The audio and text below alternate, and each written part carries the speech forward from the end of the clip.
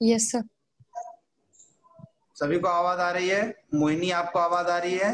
अल्फिया आपको आवाज आ रही है मेरी? यस सर, आ रही। ठीक है। देखिए, जब भी कभी हम जूलॉजी की स्टडी करेंगे तो बेटा जूलॉजी की स्टडी करने से पहले आपको किसी भी टॉपिक को पढ़ने से पहले उसके इवोल्यूशन के बारे में जानकारी होना बहुत जरूरी है। क्योंकि अगर हम उसके इवोल्यूशन को नहीं जानते हैं, उसके क्रम विकास को अगर हम नहीं जानते हैं, तो हम उसके बारे में अच्छे से या उसके कैरेक्टर्स को एक सीक्वेंस वाइज मैनर में हम नहीं रख सकते। ठीक है।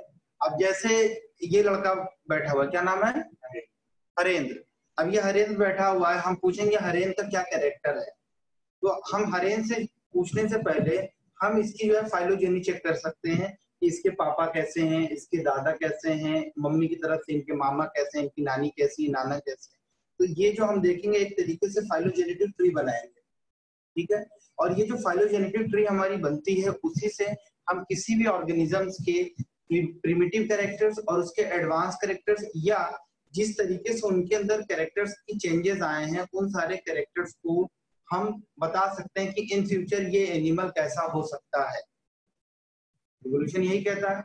तो डॉब्जेंस्की एक साइंटिस्ट हुए हैं, उन्होंने कहा कि nothing makes sense in the biology accept in the light of evolution.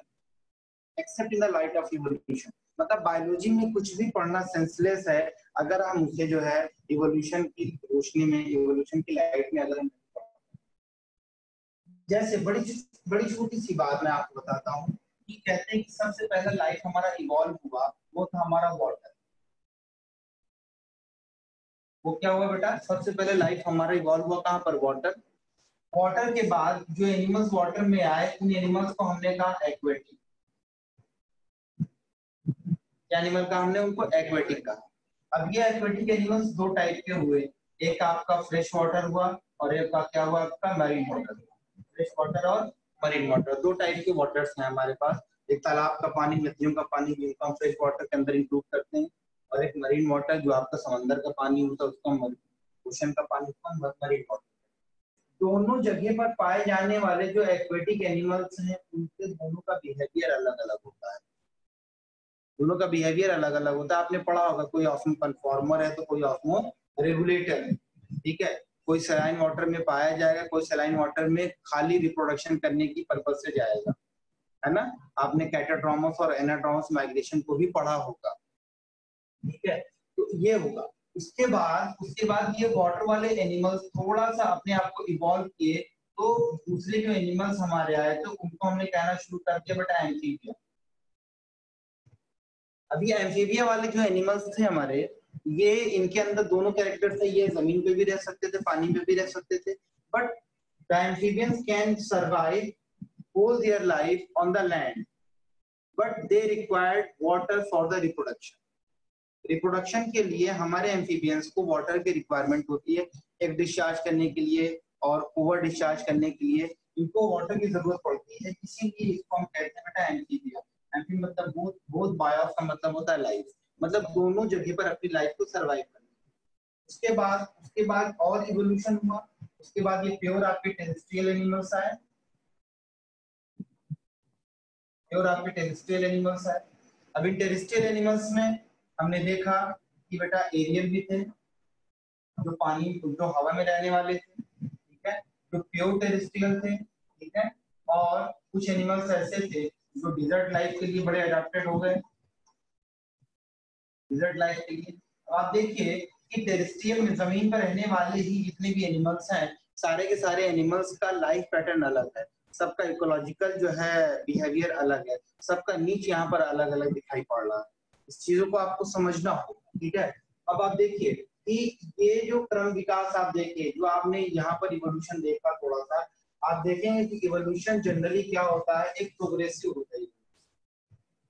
Evolution हमेशा प्रोग्रेसिव होता है। कभी कभी क्या होता है कि इवोल्यूशन के टाइम पर जो हमारा एडवांस कैरेक्टर है या एडवांस जो एनिमल है, आने वाला जो एनिमल है, उसके अंदर प्रिमिटिव कैरेक्टर जब अपीयर होना शुरू हो जाता है, प्रिमिटिव कैरेक्टर अपीयर होना शुरू हो जाता है, तब उस टाइप के जो इवोल्यूशन है उसको रिट्रोग्रेसिव कहते हैं, मतलब ये अपने आप को पुनरावृत्ति कर रहा है, अपने आप को दोहरा रहा है, अपने आप को रिवर्स कर रहा है।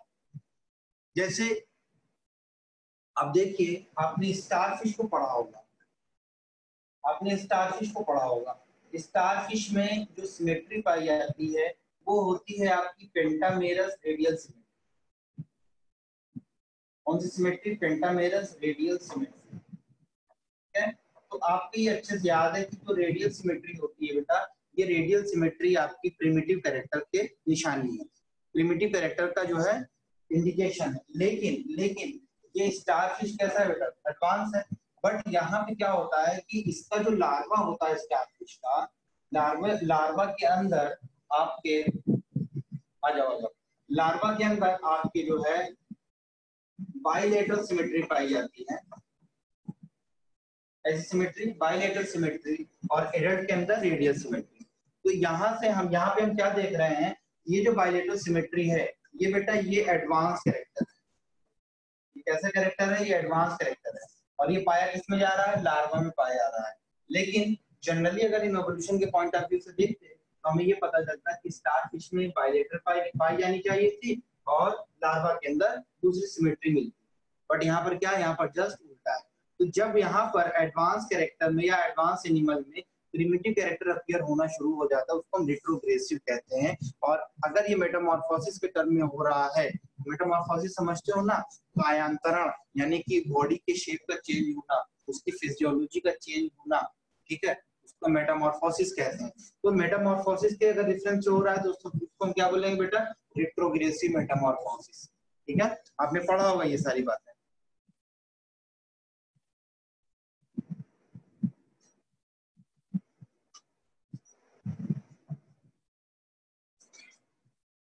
अब देखिए, आज हम जो टॉपिक शुरू करेंगे थोड़ा सा इवोल्यूशन के पॉइंट ऑफ व्यू से था बेटा। ठीक है, अब जैसे जैसे हमारा विकास होता चला गया, जैसे जैसे हम आगे बढ़ते चले गए, वैसे वैसे हम बहुत ज्यादा एडवांस कैरेक्टर की तरफ आगे बढ़ रहे हैं। ठीक है, तो आपने देखा है जो साइनोबैक्टीरिया आया था पहला, उसके बाद हम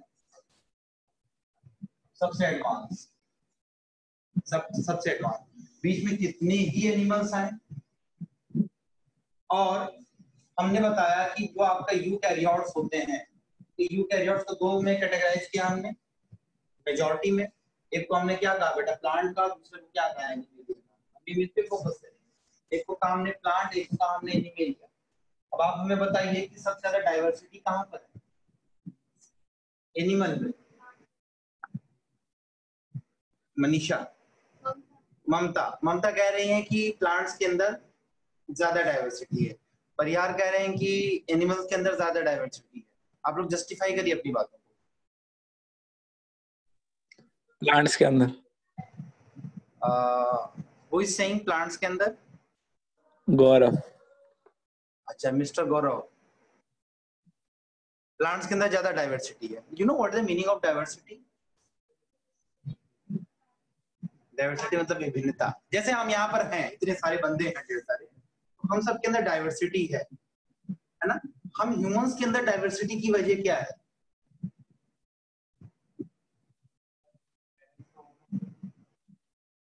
अगर हम साइटोलॉजिकल लेवल पर बात करें, सेलुलर लेवल पर बात करें कि ह्यूमन बीइंग्स के अंदर जो डाइवर्सिटी हमें देखने को मिलती है उसकी वजह क्या है? उसकी वजह यही है मियोसिस,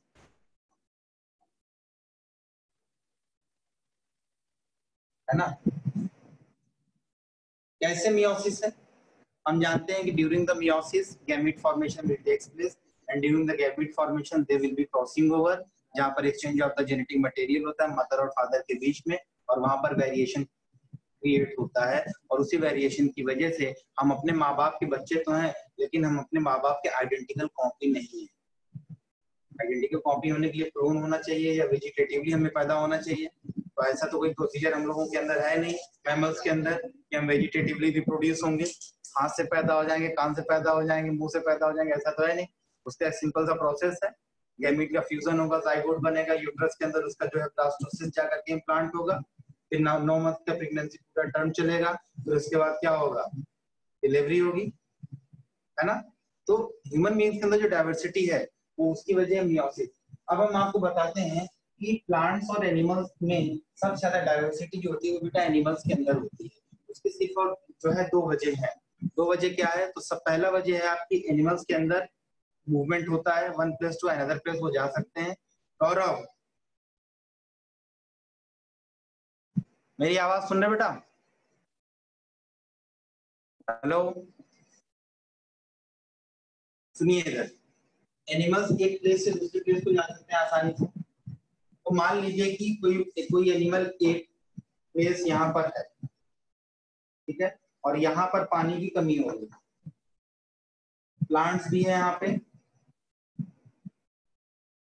क्या ये प्लांट मूव कर पाएगा? नहीं, स्टैटिक देख ये एनिमल ए जो है ये मूव करके अपनी फेवरेबल जगह पर आएगा, तलाशते हुए यहाँ पर आ गया। जब यहाँ पर एनिमल आ गया बेटा तो इसको यहाँ पर पानी भी मिल गया, तो इसने अपने सर्वाइवल रेट को क्या किया? बढ़ा लिया। जब सर्वाइवल रेट इसका बढ़ जाएगा तो ये बताइए एडेप्टेबिलिटी किसकी बढ़ी? एनिमल की बढ़ी। प्लांट तो वहीं रहा ना, प्लांट तो स्कार्सिटी में या एडवर्स कंडीशन में अपने आप को सर्वाइव नहीं कर पाया, वो डिस्ट्रॉय हो गया। लेकिन ये एनिमल यहाँ से मूव करके माइग्रेट करके यहाँ पर चला आया। जब यहाँ पर चला आया तो उसने अपने उस इन्वायरमेंट के प्रति अपने आप को क्या किया? एक्लिमेटाइज किया। फिर एक्लिमेटाइज करने के बाद क्या किया? अपने आप को पूरी तरीके से अडॉप्ट कर लिया। एडेप्टेशन एक दिन का फिनोमेना नहीं होता, ये बात हमेशा याद रखना। एडेप्टेशन जैसे अभी आप हम लोग के साथ बैठे हुए दूसरी क्लास है, ठीक है, अभी हो सकता है आप थोड़ा बहुत अपने आप को असहज महसूस कर रहे हो, लेकिन 2 दिन 3 दिन 4 दिन हफ्ता भर जब गुजरेगा तो आप बड़े फेमिलियर हो जाओगे। अरे यार ये तो वही मसूद सर है, ये तो अविनाश सर है, ये तो अदुल सर है, चलो आराम से हम इनसे बहुत आसानी से अपनी चीजों को पूछ सकते हैं। तो तब वो क्या होता है बेटा? एडेप्टेबिलिटी होती है। शुरू में क्या होता है? इंसान अपने आप को एडजस्ट जब करता है, ये बहुत इंपॉर्टेंट फिनोमेना है, एग्जाम में पूछता है। जब शुरू में इंसान अपने आप को एडजस्ट करता है उसको एक्लिमेटाइज कहते हैं। जब परमानेंटली उसके प्रति क्या हो जाता है? अडॉप्ट हो जाता है, या उसकी आदत जब पड़ जाती है उसको हम अडॉप्टेशन कहते हैं, ठीक है। तो एनिमल्स के अंदर डाइवर्सिटी की सबसे पहली वजह है कि एनिमल के अंदर क्या होता है? मूवमेंट होता है। और दूसरा, एनिमल्स के अंदर स्पेशलाइज्ड टाइप के टिश्यूज पाए जाते हैं, और वो टिश्यूज कौन है उसके ऊपर हम चर्चा करेंगे। और वो टिश्यूज मैं बताता हूँ कौन कौन से होते हैं बेटा। सबसे पहला होता है आपका मस्कुलर टिश्यू, और दूसरा होता है आपका नर्वस टिश्यू। मस्कुलर टिश्यू और नर्वस टिश्यू।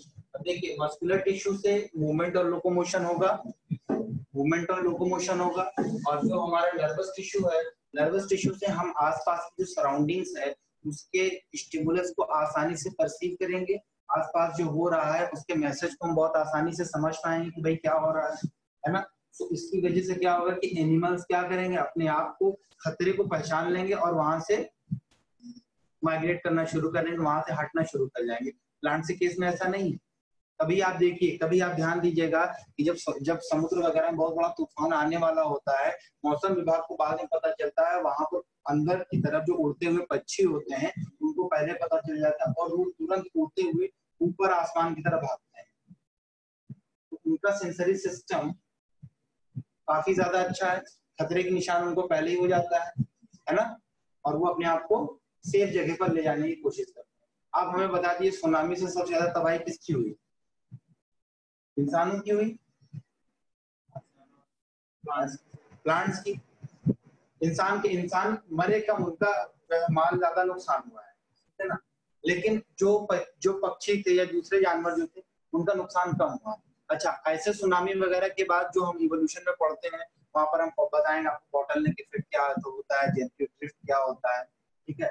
एडवर्स कंडीशन से लड़ने के बाद जो प्रजाति बच जाती है, जो स्पीसीज बच जाती है, वो कभी कभी फाउंडर इफेक्ट कहलाती है। ऐसी फेनोमेना कभी कभी हम सीजर लाइट इफेक्ट भी कहते हैं या बॉटलनेक इफेक्ट भी कहते हैं, ठीक है। तो हम उसमें चलेंगे। चलिए आपको बताते हैं बेटा टिश्यूज, ये बहुत ही इंपॉर्टेंट टॉपिक। कौन सा टिश्यू बेटा? एनिमल टिश्यू की बात करें।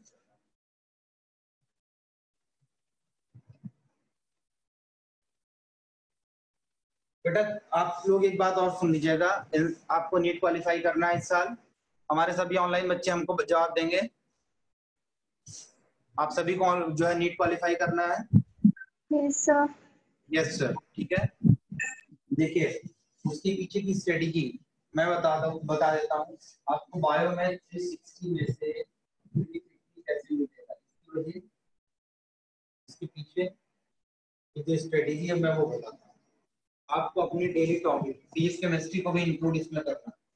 आपके टीचर जो पढ़ाने वाले हैं आप अपडेटेड रहिए कि सर कल क्या पढ़ाएंगे, ठीक है, पहली चीज। और उसको कम से कम 5 टाइम्स आप अपनी एनसीईआरटी से रीड करके आए, खाली रीड करना है बस।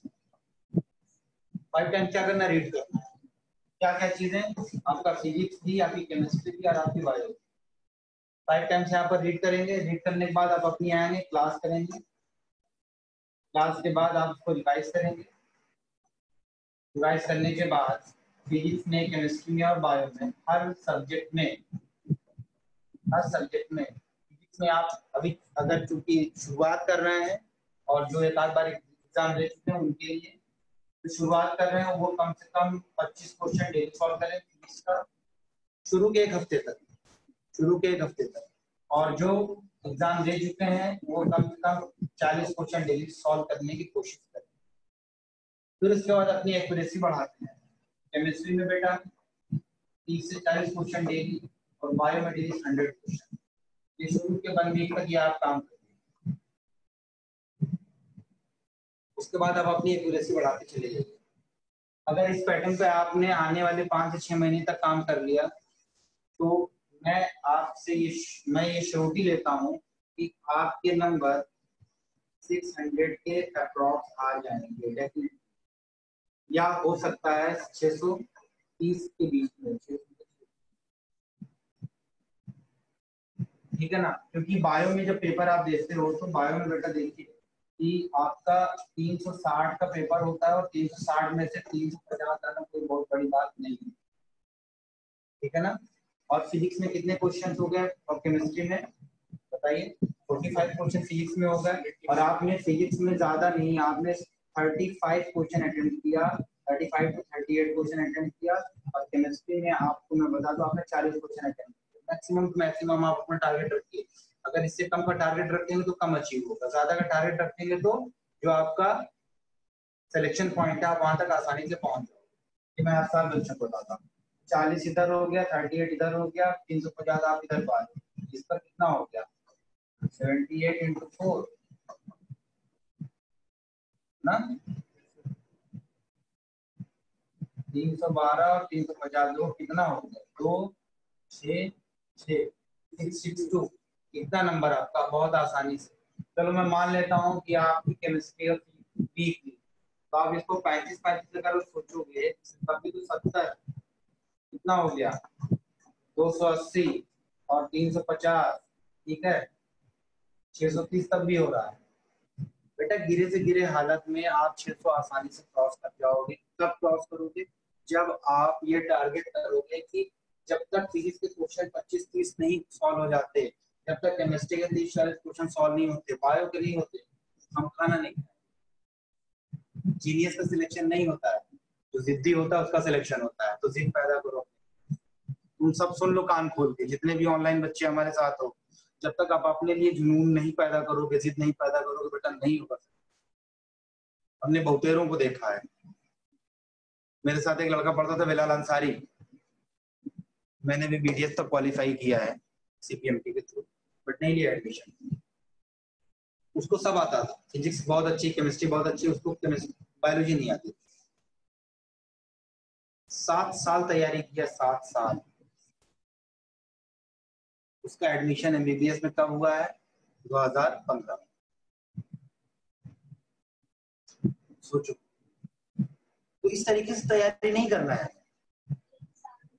एक साल में देखो बेटा, इतिहास गवाह है ना, जितने टॉपर्स होते हैं ना वो सब स्कूल अपीयरिंग होते हैं, लास्ट तक अपीयरिंग बच्चे होते हैं। रिपीटर बच्चों का सिर्फ सिलेक्शन होता है, ठीक है। तो मैं अपने यहाँ टॉप नहीं करवा रहा हूँ कि आप 720 में से 710 नंबर लाइए, नहीं। हमारा टारगेट क्या है कि हमें यहाँ तक पहुंचना है 630 तक। के लिए स्ट्रेटेजी हमें बनानी है।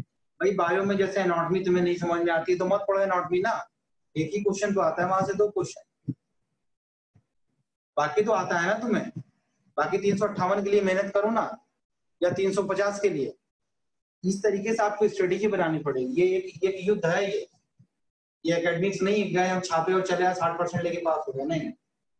ये तुम सब बैठे हो आपस में, सब एक दूसरे के कॉम्पिटिटर हो। चलिए ये तो स्टडी आप समझ लीजिए, इसको आप फॉलो करेंगे। जैसे आज हमने टिश्यू पढ़ाना था, आप लोग नहीं पढ़ के आए, हमें पता है, ठीक है, बट फिर भी अगर हम पढ़ाएंगे आपको समझ में आएगा। तो चलिए हम चलते हैं टिश्यूज के बारे में, एनिमल टिश्यू के बारे में। एनिमल टिश्यू की जो स्टडी होती है या टिश्यू की जो स्टडी होती है that is known as histology. क्या कहते हैं उसको? हिस्टोलॉजी, ठीक है, स्टडी ऑफ द टिश्यू, ठीक है, स्टडी ऑफ द टिश्यू, ये आपका हिस्टोलॉजी। और हिस्टो का मतलब जो होता है टिश्यू, हिस्टो का मतलब होता है टिश्यू, और लोगोस का मतलब होता है study.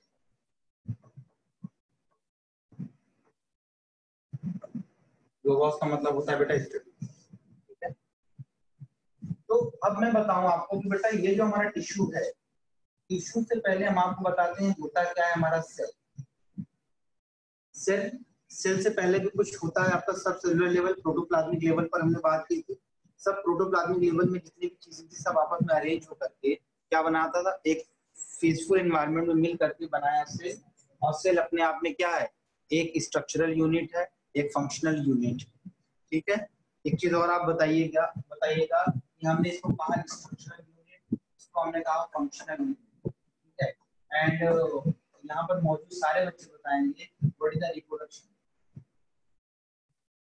What is the reproduction, what is the reproduction.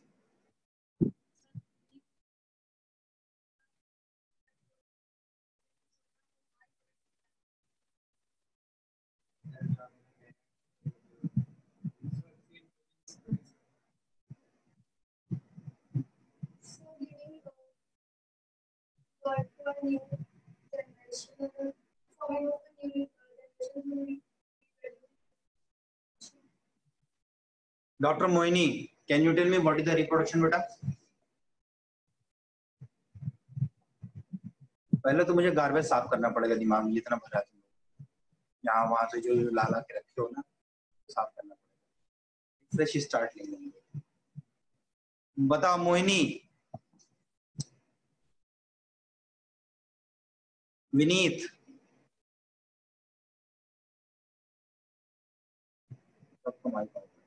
हाँ ये रेडमी कौन है भाई? Saurabh,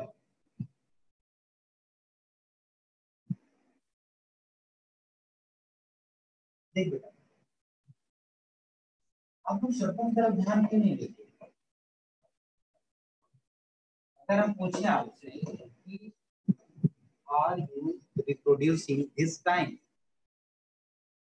what will be your answer? Aryan can no sir, Mamta can no sir, Amit can no sir, Appa no sir. We are not reproducing this time. Reproduction का एक particular time होता है, according to you, according to you all. आपने कहा अपने जैसे protein को पैदा करना है, उसके लिए हमें वेट करना पड़ेगा, बड़े होंगे, शादी होगी,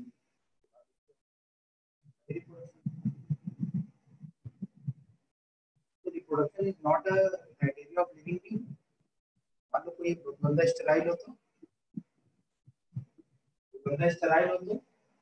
किसी की टेस्टिस जो है एब्डोमिनल टेस्टिस है, जिसको हम क्रिप्टोर्किडीज कहते हैं, वो तो देख बेटा रिप्रोडक्शन देखो यहाँ पर हमने लिखा है री मतलब अगेन, प्रोडक्शन का मतलब होता है बनना, किसी भी चीज का दोबारा बनना, किसी भी चीज का दोबारा बनना, that is called the reproduction.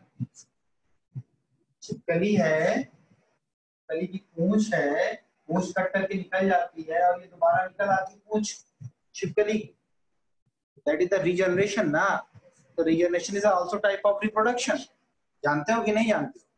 हाँ, तुम्हारा लीवर डैमेज होता है, लीवर के कई पार्ट अगर टूट जाते हैं, लीवर ट्रांसप्लांट करवाते हो, जैसे मुझे किसी को लीवर अपना देना तो पूरा लीवर मैं नहीं देता, मैं आधा लीवर किसी को दे दूंगा और वो लीवर फिर से रीजनरेट कर जाएगा। Regeneration is also type of reproduction. री का मतलब अगेन, प्रोडक्शन का मतलब बनना। तुम अपने हेयर्स कटवाते हो, वापस हेयर निकल आते हैं, नेल्स काटते हो फिर से नेल्स निकल आते हैं, चोट लगती है फिर से वुंडेड वुंड जो होता है हील हो जाता है। तो सेलुलर लेवल पर बहुत ध्यान से सुनना, सेलुलर लेवल पर, at the cellular level each and every living organisms are reproducing continuously. Cellular level तुम्हारी आरबीसी है, 120 दिन में खत्म हो जाएगी, तो जैसे किसी आरबीसी का 120वां दिन आज हुआ, तो आज दूसरी नई आरबीसी पैदा हो रही है कि नहीं हो रही है? मिलियंस और मिलियंस आरबीसी डेली पैदा हो रही है ना। प्री एग्जिस्टिंग सेल से अराइज हो रही है, आरबीसी नहीं, आरबीसी प्री एग्जिस्टिंग सेल से अराइज नहीं होती है। उसके बाद डिवाइड ऑफ न्यूक्लियस है। नीट का क्वेश्चन है, बहुत तगड़ा क्वेश्चन है। आपके रुडोल्फ विर्चोव ने कहा कि omnis cellula is cellula, omnis cellula is cellula, every cell is arising from the pre existing cells. क्या ये यूनिवर्सली ट्रूथ है? नहीं है। आरबीसी केस में आने के बाद फंस जाता है मामला, क्योंकि आरबीसी पर न तो न्यूक्लियस है, न तो माइटोकॉन्ड्रिया है, न दूसरे कोई ऑर्गेनिल्स हैं। तो उस आरबीसी से नई आरबीसी थोड़ी बन पाएगी। आरबीसी हमारी बनती मेगा कैरियोसाइट से, जो हमारी बोन मैरो में है। कहां पर है बेटा? हमारी बोन मैरो में, वहां से बनती है। लेकिन आप इतनी बात समझिए कि किसी भी चीज का दोबारा बनना ही हमारा रिप्रोडक्शन कहलाता है। चाहे हमारे लिए बेबी का पैदा होना हो, चाहे हमारे सेलुलर लेवल पर किसी जो है सेल्स का दोबारा बनना। ठीक है, तो आप समझिए इधर कि आपका ये जो सेल है और ये आपका ऑर्गन है। सेल और ऑर्गन के बीच में जो आप कनेक्टिंग लिंक बनाती है बेटा, वो है हमारा टिश्यू, वो हमारा टिश्यू है।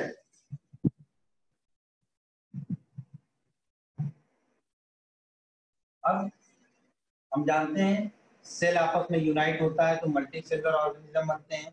मल्टी सेलुलर ऑर्गेनिज्म आपस में यूनाइट होंगे तो क्या बनेंगे? टिश्यू बनेंगे बेटा। टिश्यू आपस में एक मीनिंगफुल एनवायरनमेंट के अंदर क्या करेंगे बेटा? अरेंज होंगे, तो ऑर्गन बनेंगे। ऑर्गन से क्या बनेगा बेटा? ऑर्गन सिस्टम बनेगा। ऑर्गन सिस्टम से पूरा ऑर्गेनिज्म बनेगा ना। ये सब हम बचपन से पढ़ते आए हैं। और ऑर्गेनिज्म से हमारा क्या बनेगा? पूरी पॉपुलेशन बनेगी। पॉपुलेशन पूरी बनेगी, इस तरीके से हम जानते हैं। तो बेटा ये जो टिश्यू है हमारा, टिश्यू एक ब्रिज की तरह काम करता है, जो कि सेल और ऑर्गन को आपस में क्या करता है? लिंक करता है। ठीक है, एक जनरल चीज। अब यहाँ पर मैं आपको बताऊं क्या होता है टिश्यू का डेफिनेशन। टिश्यू का डेफिनेशन क्या है? टिश्यू का डेफिनेशन होता है कि इनकी ओरिजिन सेम होती है और इनके फंक्शन भी सेम होते हैं। सब आपने पढ़ा है। इनकी ओरिजिन क्या होती है? सेम होती है। ओरिजिन सेम का होना मतलब क्या होता है? इनका जो डिसेंट है, डिसेंट होता है इनका सेम। डिसेंट मतलब होता है ओरिजिन। इसीलिए डार्विन भाई साहब ने कहा था क्या? डार्विन ने कहा था कि evolution is nothing but descent with modification.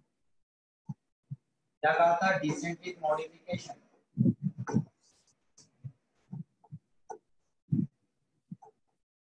क्या मतलब समझा?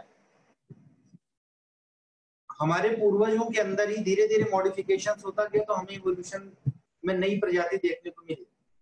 आज हम यहाँ पर खड़े हैं, क्या हमारे दादा, हमारे बाबा, हमारे परदादा, नाना क्या ऐसे ही थे जिस तरीके से हम हैं?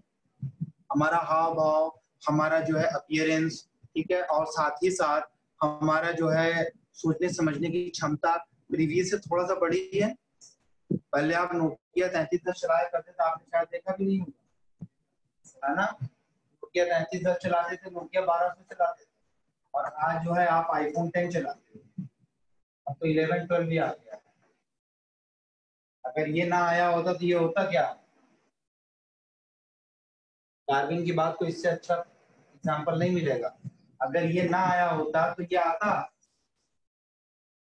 या आज हम ये स्मार्ट बोर्ड पर लिखने के लिए सक्षम हैं, तो इससे पहले तो लैपटॉप वगैरह था ना, राइटिंग पैड वगैरह, फिर ये सब आया। क्या हुआ है कि जो हमारे पास प्रीवियसली चीजें मौजूद हैं, उसी के अंदर धीरे धीरे मॉडिफिकेशंस होते गए, और वही मॉडिफिकेशन क्या कहलाया?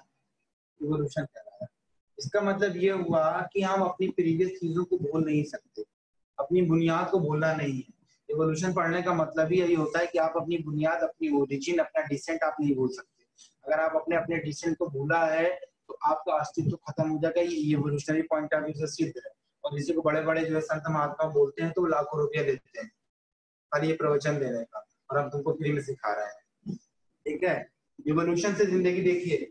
जूलॉजी आपने पढ़ ली, अब लाइफ जीना सीख जाए। डिसेंट विद मॉडिफिकेशन, चीजें क्या होती है? धीरे धीरे क्या हो रहा है बेटा? मॉडिफिकेशन की तरफ जा रहे हैं हम, और हमारी चीजें एडवांसमेंट की तरफ जा रही हैं। यही था हमारा कि जितने भी हमारे टिश्यू होते हैं, हर टिश्यू का अपना डिसेंट होता है, अपनी एक ओरिजिन होती है, और उनका उसी के हिसाब से पर्टिकुलर स्पेसिफिक फंक्शन होता है सेम, उनका सेम फंक्शन होता है, सेम डिसेंट सेम फंक्शन, ठीक है, पहली चीज। और दूसरी बात, हमारे टिश्यूज का जो होता है, समझिएगा बेटा, हमारे जो टिश्यूज होते हैं इनका जो ओरिएंटेशन होता है, इनका जो ओरिएंटेशन होता है, इनका ओरिएंटेशन ऐसा होता है एपाइकल बेसल ओरिएंटेशन, ऐसा ओरिएंटेशन एपाइकल बेसल ओरिएंटेशन होता है, ठीक है। Orientation means appearance. Apical basal appearance का मतलब क्या हुआ, जैसे मान लीजिए कि ये आपका एक टिश्यू है, ये आपका टिश्यू है, ऊपर वाला रीजन आपका एपाइकल रीजन हुआ, नीचे वाला रीजन आपका बेसल रीजन, ठीक है। इसका अपीयरेंस क्या होता है बेटा, एपाइकल बेसल होता है। नीचे की तरफ हम जानते हैं बेसमेंट मेम्ब्रेन भी होती है, तो अभी हम उस पर चर्चा नहीं करेंगे। तो मैं बताऊं बेटा, इसके एपाइकल रीजन में क्या हो रहा है बेटा, मॉडिफिकेशन हो रहा है, इसके एपाइकल रीजन में मॉडिफिकेशन हो रहा है। अभी मॉडिफिकेशन दो टाइप से हो सकता है, मॉडिफिकेशन दो टाइप से हो सकता है, कैसे, ये एपाइकल रीजन है, ये बेसल रीजन है, इसमें क्या हो गया बेटा, ये एपाइकल रीजन में सिंगल लाइन प्रोजेक्शंस आ गए, ये सिंगल लाइन प्रोजेक्शंस आ गए। तो अभी अगर सिंगल लाइन प्रोजेक्शंस आ गए तो इस सिंगल लाइन प्रोजेक्शंस को क्या बोलते हैं बेटा, माइक्रोविलाई, क्या बोलते हैं, माइक्रोविलाई। दूसरी तरफ है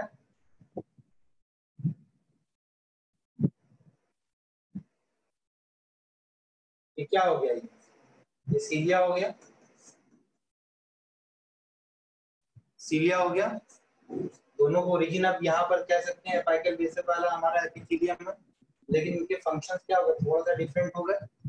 माइक्रोविलाई है तो माइक्रोविलाई क्यों बनता है बेटा, ताकि एब्जॉर्प्शन का सरफेस एरिया इंक्रीज हो जाए। मान लीजिए कि ये इतना एरिया यहाँ पर दिया हुआ है, सेम एरिया इसका यहाँ पर भी है, अगर हम इसके एरिया को अगर हम देखेंगे तो नॉर्मल से हमें इतना लंबा दिख रहा है, लेकिन अगर हम इसके एक सिरे को पकड़ के दूसरे सिरे को पकड़ कर फैला देंगे, पता ये चला कि इतना लंबा होगा,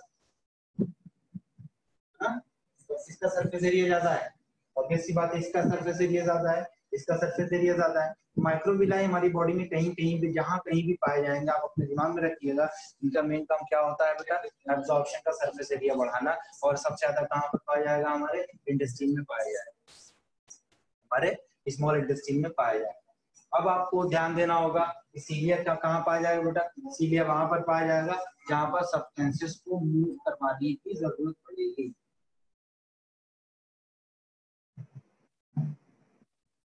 और ऑब्वियस सी बात है, हमारे कौन कौन से ऐसे सब्सटेंसेस होते हैं जो मूव नहीं कर पाते, जो मूव नहीं कर पाते, दिमाग लगाइए, ऐसे ऐसे सब्सटेंसेस जो हमारे बॉडी में मूव नहीं कर पाते। तो इसको आप लिखेंगे अभी, तो लिखिएगा, मैं लिख देता हूँ। माइक्रोविलाई क्या करता है बेटा, एब्जॉर्प्शन का सरफेस एरिया ये बढ़ा रहा है,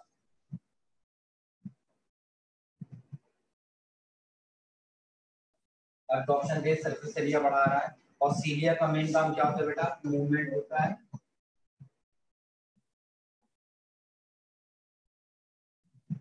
मूवमेंट होता है, ठीक है।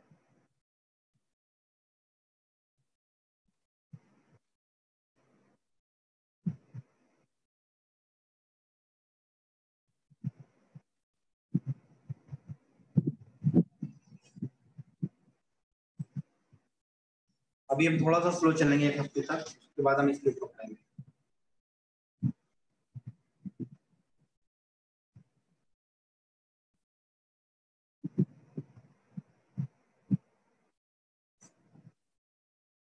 देखिए जैसे ओवा स्फेरिकल स्ट्रक्चर होता है, इसके अंदर कोई भी लोकोमोटिव ऑर्गेनिल नहीं होता है, लाइक सीलिया, लाइक फ्लैजिला, तो ये खुद से मूव नहीं कर पाएगा, पहली चीज। मतलब इसको ये जहां से निकलता है वहां से लेने के बाद इसको उस साइड पर पहुंचाना जहां पर इसका क्या होगा, फर्टिलाइजेशन, वहां तक पहुंचाने का काम कौन करेगा, सीलिया करेगा। कैसे करेगा मैं बताता हूँ। और जो कफ निकलता है हमारे गले में, जो कफ निकलता है वो भी क्या करता है बेटा, खुद से बाहर नहीं निकलता है, ठीक है। जब जब कभी हम सांस लेते हैं, कोई फॉरेन पार्टिकल अंदर चला जाता है तो हमें तुरंत छींक आनी शुरू हो जाती है। खाना खाते खाते वक्त कहा जाता है कि आप बात मत करिए। क्यों क्यों कहा जाता है ऐसा? इसलिए कहा जाता है क्योंकि जब हम बात कर रहे होते हैं तो उस वक्त हमारी जो फूड पाइप होती है, जिसको हम इसोफेगस कहते हैं, वो हमारी एपिग्लोटिस से बंद होती है, ठीक है। लेकिन जब हम खाने को स्वेलो करते हैं तो उस वक्त हमारी एपिग्लोटिस हमारी विंड पाइप को बंद किए रहती है। लेकिन आप सब समझिए, सेम टाइम पर दोनों काम करने की कोशिश करेंगे तो फूड पार्टिकल जो होता है विंड पाइप के ओपन होने की वजह से कुछ पार्टिकल्स अगर उसके अंदर चले तो तुरंत हमें रिफ्लेक्स एक्शन आता है। वो रिफ्लेक्स एक्शन किसकी वजह से होता है? वो रिफ्लेक्स एक्शन सीलिया की वजह से होता है। सीलिया की वजह से रिफ्लेक्स एक्शन होता है, हम तेजी से खांसते हैं और खांसने के बाद हमारी नाक से चावल बाहर निकल आता है, नाक से पानी बाहर निकल आता है, मुंह से नहीं निकलता, जनरली नाक से ही निकलता है ना? ठीक है, ये बात आप समझ गए। दूसरा देखिए, जैसे ये देखिए बेटा, ये यूट्रस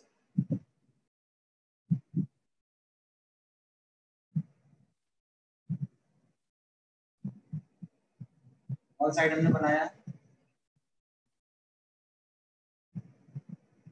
ये यूट्रस है, ठीक है। इस यूट्रस में इस तरफ लगा हुआ है क्या? ओवरी, ओवरी मान लेते हैं, और इस ओवरी के ऊपर ये फिंगर लाइक प्रोजेक्शन सारे लगे हुए हैं, फिम्बरी, ठीक है ना। At the time of ovulation, not evolution, ovulation, ओवा यहाँ से रिलीज होगा और इस फिम्बरी में यहाँ पे देखिएगा, जैसे मान लीजिए ये फिम्बरी है, ये फिम्बरी है, यहाँ पर ही जगह पर यहाँ पर छोटा सा होल होता है जिसको हम बोलते हैं ऑस्टिया। क्या बोलते हैं इसको हम? ऑस्टिया। तो ओवा सबसे पहले रिलीज हुआ, रिलीज होने के बाद कहाँ पहुंचा? नहीं, यही तो क्वेश्चन था एम्स का। एम्स का क्वेश्चन यही था। ओवा रिलीज होकर के जो कैविटी यहाँ पर दिख रही है, ये इसके ऊपर चिपका हुआ थोड़ी है भाई। इसके ऊपर ये जो मान लीजिए ये ओवरी है, इसके ऊपर ये ऐसे चिपका हुआ नहीं है ना, इसके ऊपर ऐसे है, ये बीच में स्पेस दिख रहा है ना, ये स्पेस क्या है? सिलोमिक फ्लूइड से भरा हुआ है। क्या है ये सिलोमिक फ्लूइड से भरा हुआ है। ओवा अगर इस ओवरी से निकल रहा है तो सबसे पहले कहां पर पहुंचेगा? सिलोमिक फ्लूइड पर पहुंचेगा, और फिम्बरी ने उसको कैप्चर करना है और ऑस्टिया के थ्रू उसको अंदर डालना है। तीनों ही ऑप्शन थे वहां पे, फिम्बरी था, एम्पुला था, ऑस्टिया था, सिलोम था। सारे बच्चे ऑस्टिया लगा दिया, गलत हो गया। टेक्निकल क्वेश्चन, ठीक है। अब ये यहाँ पर पहुंचा तो बेटा इसके अंदर का जो मामला है, यहाँ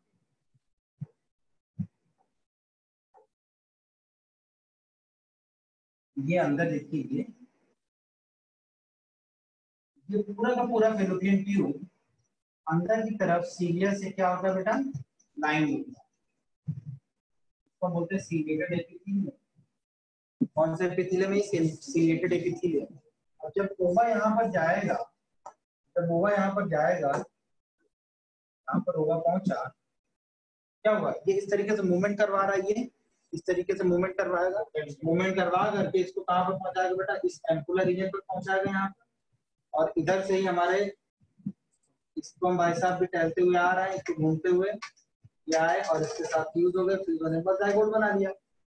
जाइगोट भी तो वहीं बनेगा जहां ओवा होगा। अब जाइगोट वहां पर बन गया तो यहाँ पर जो जाइगोट बना वो भी स्फेरिकल स्ट्रक्चर ही तो होता है। जाइगोट के अंदर भी कोई लोकोमोटरी स्ट्रक्चर नहीं है। अब जाइगोट के अंदर फर्दर डिवीजन होगा, ब्लास्टोमियर्स बनेंगे, ब्लास्टोमियर के बाद फर्दर क्या बनेगा? गैस्ट्रुला बनेगा, मोरुला बनेगा, मोरुला के बाद ब्लास्टुला बनेगा, गैस्ट्रुला के बाद मोरुला बना, मोरुला के बाद क्या बना? गैस्ट्रुला बना, सॉरी ब्लास्टुला बना। ये सारी की सारी चीजें किस स्ट्रक्चर में बेटा? स्फेरिकल स्ट्रक्चर में। और उसको इम्प्लांट करवाना है कहां पर? इस यूट्रस की इस लाइनिंग में, एंडोमेट्रियम की लाइनिंग में। यहाँ पर इसको क्या करवाना है बेटा? इम्प्लांट करवाना है। तो यहाँ तक खुद से तो आ नहीं रहा है ना, तो ये जो सीलिया दिख रहा है ना, सीलिया के अंदर ये मूवमेंट हो रहा है और वो आराम से इसको यहाँ पर पहुंचा करके इम्प्लांट करवा देता है। मान लीजिए किसी फीमेल के फेलोपियन ट्यूब में ये सीलिया है ही नहीं, या सीलिया पैरालाइज्ड हो गया, खराब हो गया है, तब तो यहाँ पर अगर बाई एनी मीन्स अगर रिप्रोडक्शन हो भी जाता है तो रिप्रोडक्शन होने के बाद या फर्टिलाइजेशन होने के बाद ये ओवा अपने आप को एक जगह से दूसरी जगह पर, या जाइगोट एक जगह से दूसरी जगह पर मूव नहीं करवा पाएगा खुद से, क्योंकि सीलिया नहीं है। तो उस टाइम पर क्या होगा कि इसको थोड़ी पता हम कहाँ है, अपने आप को डिवीजन में तो रखेगा ही रखेगा, कंटिन्यूटी में डिवीजन करेगा, अपनी साइज धीरे धीरे बढ़ाएगा। जब ब्लास्टुला वाली स्टेज आएगी तो क्या होगा, इसकी साइज अपने आप में बढ़ना शुरू हो जाएगी, तो फीमेल जो है पेन जो है बताना शुरू करेगी, I have pain in my pelvic region, I have pain in my pelvic region, क्योंकि एब्डोमिनल रीजन है, एब्डोमिनल रीजन ये नाभि, नाभि के नीचे का जो रीजन होता है वो पेल्विक रीजन कहलाता है। तो इस पेल्विक रीजन में वो क्या बताएगी, मुझे पेन हो रहा है। अब उसका अल्ट्रासाउंड करवाएंगे तो पता ही चलेगा कि यहाँ पर उसके फैलोपियन ट्यूब में प्रेगनेंसी स्टैब्लिश हो रही है, और pregnancy other than the uterus अगर मौजूद हो, अगर प्रेगनेंसी यूटेरस के अलावा कहीं और पर हो रही हो तो उस टाइप की प्रेगनेंसी को हम बोलते हैं एक्टोपिक प्रेगनेंसी। क्या बोलते हैं उसको हम, एक्टोपिक प्रेगनेंसी। ये भी एक बार इनसे पूछा गया क्वेश्चन। कंप्लीट हो जाएगी, नहीं कंप्लीट होगी, नहीं कंप्लीट होगी, इसको ऑपरेटिवली इसको रिमूव करना पड़ेगा, ठीक है। ये कंप्लीट नहीं होगी एक्टोपिक प्रेगनेंसी। कभी कभी आपके यहाँ पर फैलोपियन ट्यूब में हो सकती है, इसी को हम ट्यूबल प्रेगनेंसी भी कहते हैं, कभी कभी सर्विक्स रीजन में भी हो सकता हो सके। सर ये जो सीलिया ना प्रेजेंट होने का रीजन क्या हो सकता? कुछ भी हो सकता है, तो ऐसा जनरली मतलब मतलब नॉर्मली कितना होता है? ये रेयर कंडीशन है सब। अच्छा, ये रेयर कंडीशन है, बीमारी रेयर ही होती है, कॉमन नहीं होती। कॉमन हमारा हेल्दी होना होता है।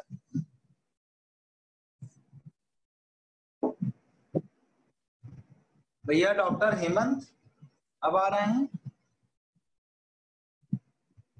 क्या भाई? हेमंत कल आए थे ना ये?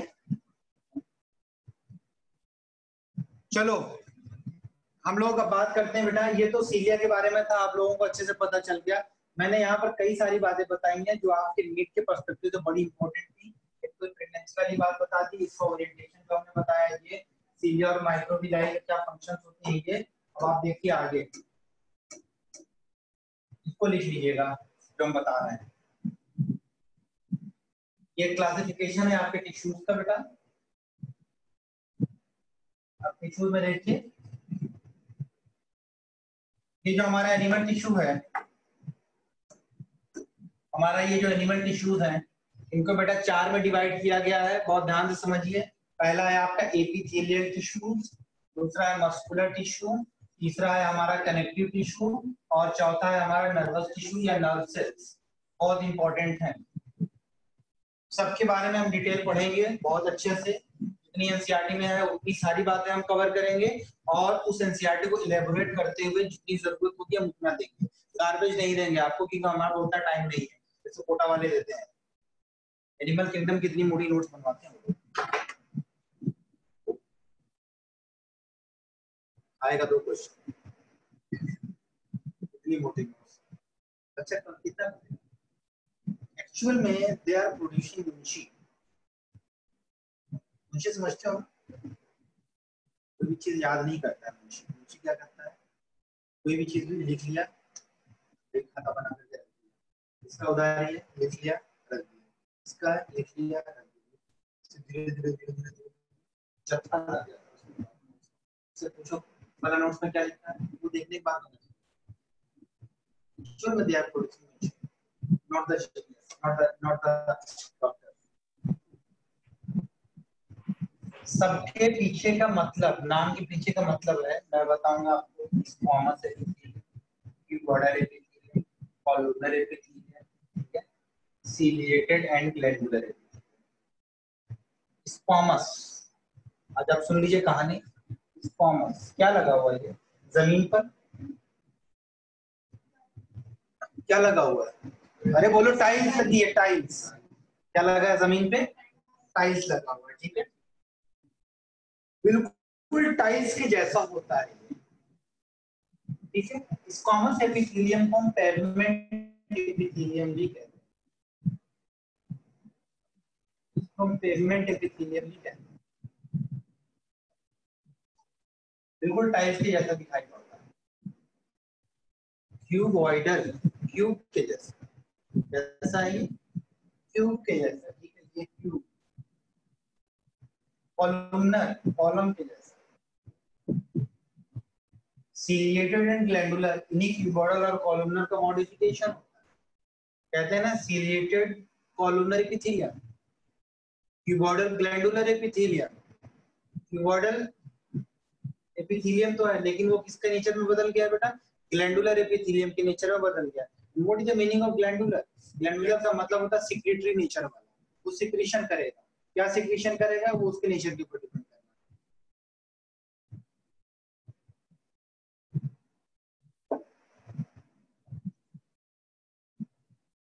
ठीक है। दूसरा मस्कुलर टिश्यू, ये तो सब जानते हैं, मसल, ये हमारी मसल है, ये मस्कुलर टिश्यू। इसको भी कैटेगराइज किया गया है स्ट्रेटेड मसल्स में, स्मूथ मसल्स में and cardiac muscles. Specialized type की मसल्स हमारी cardiac muscles and the striated muscles are voluntary in nature. Voluntary, what is the meaning of voluntary? You can move, you can control by your own will। हम अपनी इच्छा के अनुसार इसको हम move कर सकते हैं। जैसे हम अपने हाथ को हिला रहे हैं, इसमें मस्कुलर टिश्यू का इन्वॉल्वमेंट है, तो हम चाहे हिला जाए अपना हाथ। दूसरी बात स्मूथ मसल्स, पेट में जब भूख लगती है, पेट में गुड़गुड़ाहट सी होती है, तो क्या वो पेट की गुड़गुड़ाहट को तुम रोक सकते हो?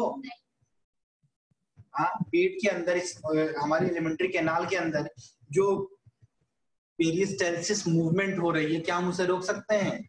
नहीं रोक सकते। ब्लड वेसल्स में हमारी ब्लड बह रही है, हमारा ब्लड फ्लो कर रहा है, ब्लड वेसल्स का सिकुड़ना, फैलना, ये सब क्या हम रोक सकते हैं? नहीं। उसमें ब्लड वेसल्स में, हमारे इंटेस्टाइन में, ठीक है, जो भी मसल्स पाई जाती हैं, they are smooth muscles and they are involuntary in nature. इसके बाद आपका आता है कार्डियक मसल, स्पेशल टाइप की मसल्स होती है। ये कार्डियक मसल्स भी एक टाइप की स्ट्रेटेड मसल्स ही है, बट ये कार्डियक मसल्स या ये स्ट्रेटेड मसल्स हमारी वॉलंटरी नहीं होती है, इनवॉलंटरी होती है। स्पेशल टाइप के स्ट्रक्चर्स पाए जाते हैं, इसको हम क्या बोलते हैं बेटा? इंटरकैलेटेड डिस्क कहते हैं, आपने पढ़ा होगा। ठीक है, आगे देखिए, कनेक्टिव टिश्यू की बात कर रहे हैं। Connective tissue, fluid connective tissue हमारा होता है ब्लड और हमारा लिम्फ,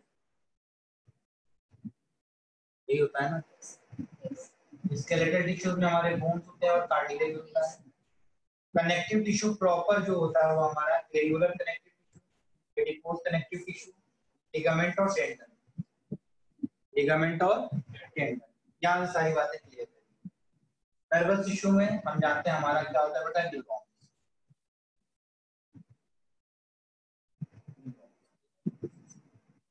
लिखिए इसमें,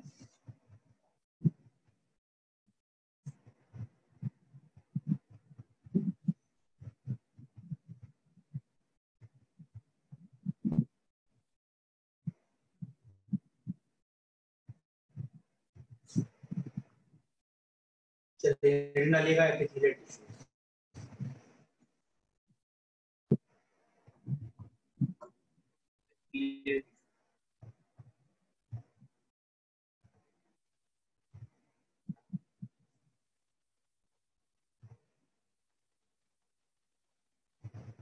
बेटा इस हिस्टोलॉजी का ऐसा सोना एपिथेलियल टिश्यू का या पूरी पूरी हिस्टोलॉजी का हमारी मेडिकल साइंस में बहुत ही ज्यादा रोल है। आज हम कैंसर के पेशेंट्स को डिटेक्ट करते हैं, उसके टिश्यूज को क्या करते हैं? रिमूव करते हैं। टिश्यू को रिमूव करने के बाद उसकी हम स्टडी करते हैं। स्पेशली हम उस टिश्यूज के अंदर जो माइटोटिक डिवीजन होता है उसको हम देखते हैं, अनकंट्रोल डिवीजन हो रहा है या कंट्रोल डिवीजन हो रहा है, हम ये सब देखते हैं। ठीक है, तो ये किससे संभव हो पाया बेटा? हिस्टोलॉजी से ही संभव हो पाया। ठीक है, इसकी हिस्ट्री वगैरह आप लोग देख लीजिएगा, बाइचैट वगैरह जो थे, इनके जो है फादर ऑफ हिस्टोलॉजी कहलाते हैं, ये सब आप देखिएगा। ठीक है, तो यहाँ पर एपिथेलियल टिश्यू की बात हम करेंगे तो बेटा एपी का मतलब होता है अपॉन, एपी का मतलब होता है अपॉन, और थीलिया मतलब होता है कवरिंग।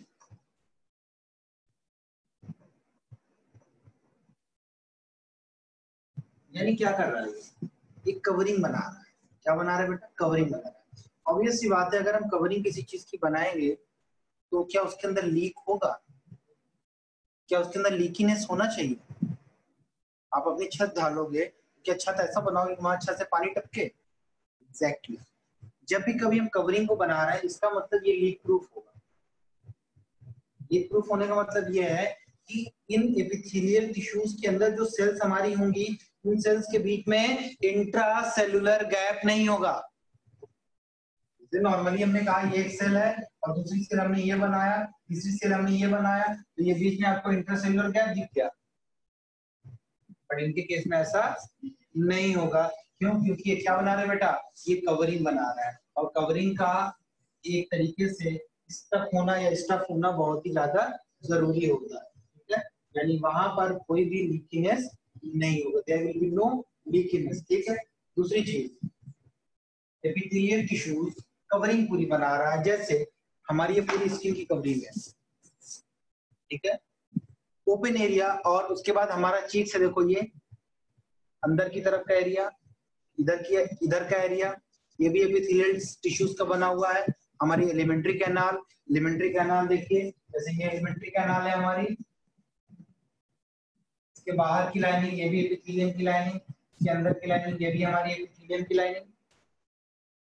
तो ये जो इंटरनल एंड एक्सटर्नल जो कवरिंग बना रहा है वो हमारा क्या है, एपिथेलियम की कवरिंग है। कभी कभी आप गर्म चाय जब पीते हो तो गर्म चाय जब पीते हो तो क्या होता है, मुंह के ऊपर की चमड़ी होती है आपके तालू की, आपके जो चिक्स की, वो क्या हो जाती है, रिमूव हो जाती है, हट जाती है।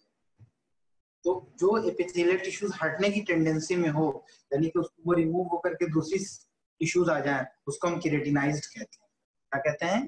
केराटिनाइज्ड कहते हैं। ठीक है, जैसे तुम अपने बाल काटे, बाल दोबारा होगा गंजी हो गए।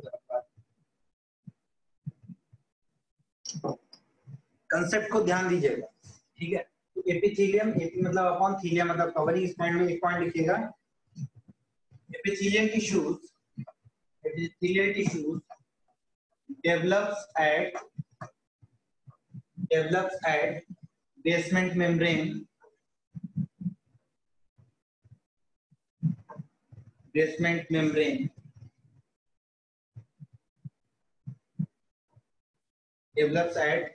membrane या basement membrane form, basement layer भी बोलते हैं, बेसमेंट लेयर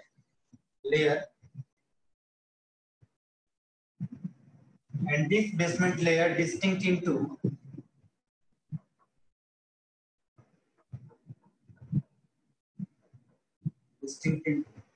दो में इसका डिस्टिंक्शन होता है। पहला होता है इसमें ग्लाइकोप्रोटीन और फाइब्रस लेमिना।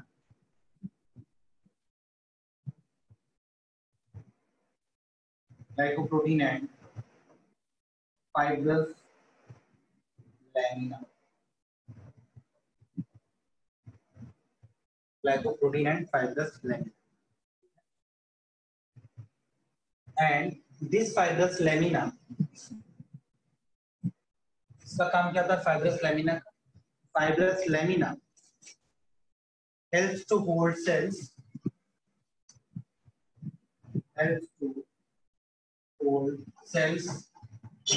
very firmly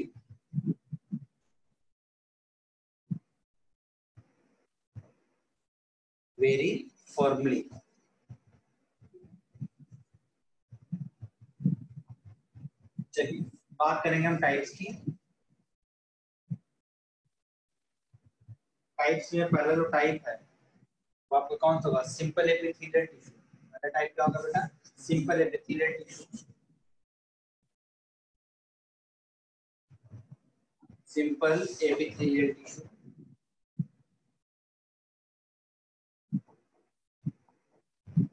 ये सिंपल एपिथेलियल टिश्यू जो बेटा होता है वो आपका यूनी लेयर होता है, मतलब इसमें सिंगल लेयर होती है। जैसा होता है सिंगल लेयर होती है, यूनी लेयर होगा। और दूसरी सबसे बड़ी चीज, इसके अंदर स्ट्रेटिफिकेशन नहीं होगा, मतलब लेयरिंग नहीं होगी, एक के ऊपर एक के ऊपर एक, लेयरिंग नहीं। ठीक है, मतलब अनस्ट्रेटिफाइड हो गई है।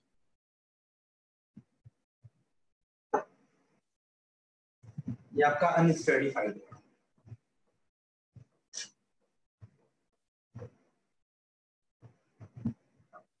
ये आपका अनस्ट्रेटिफाइड, ठीक है। तो इसके बारे में मैं इसको यहीं पे छोड़ूंगा बेटा, इसके बारे में हम लोग कल नहीं परसों इसके बारे में डिस्कशन करेंगे। आप लोग अपनी एनसीईआरटी से प्रॉपर पूरा एपिथेलियल टिश्यूज अच्छे से पढ़ के आइएगा। और कल की डेट में हम लोग बॉटनी के बारे में पढ़ेंगे, ठीक है। कल की डेट में हम लोग लिविंग वर्ड एक ही क्लास में उसको निपटाएंगे। आप लोग अपनी एनसीईआरटी से पूरा लिविंग वर्ड पढ़ के आइएगा, ठीक है। अभी थोड़ा सा ड्यूरेशन कम है क्लास का, 1 घंटे का है, और स्पीड भी हमने कम रखी है। थोड़ा सा आप कोप अप हो जाइए हमारे साथ, उसके बाद हम जैसे चाहेंगे वैसे स्पीड बढ़ा सकते हैं, ठीक है ना।